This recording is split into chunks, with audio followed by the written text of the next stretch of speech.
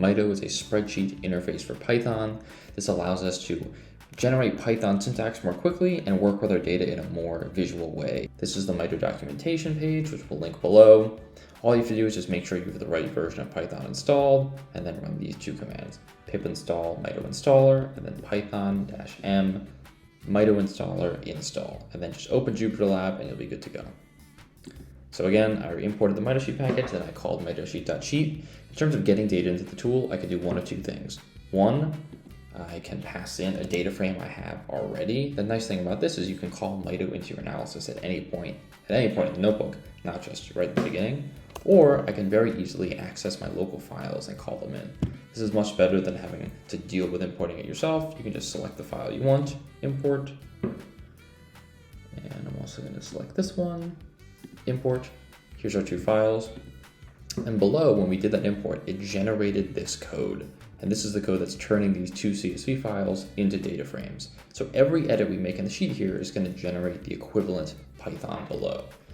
The next thing I want to do, because both of these data sets have a zip code column, is I want to merge them together. So I'll click merge. This is our merge modal where we can join data sets together, something that can be difficult to do sometimes in Python just because you have to wrangle the syntax. You might have to go to the documentation. Here, you don't have to worry about any of that. We'll generate the syntax for you. All you have to do is select what your merge keys are going to be. That's the column you're joining on, what sheets they're coming from, and what columns you want to keep.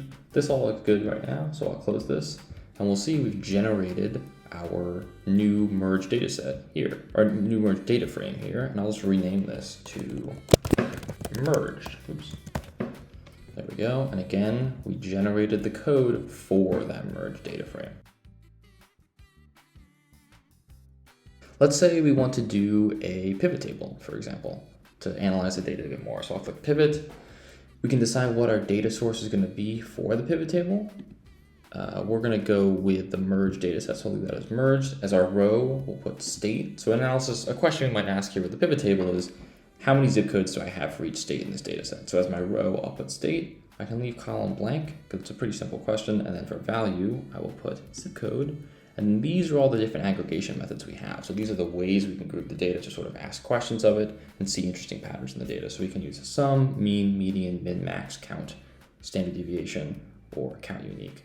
We're going to go with count here. So we have the count of zip codes for each state in this data set. Here we go. We can see that value here. These are the different zip code values. Let's see if I wanted to see like a box plot to sort of show distribution of these zip code values. I could hit our graph button here and I hit box plot and then zip code.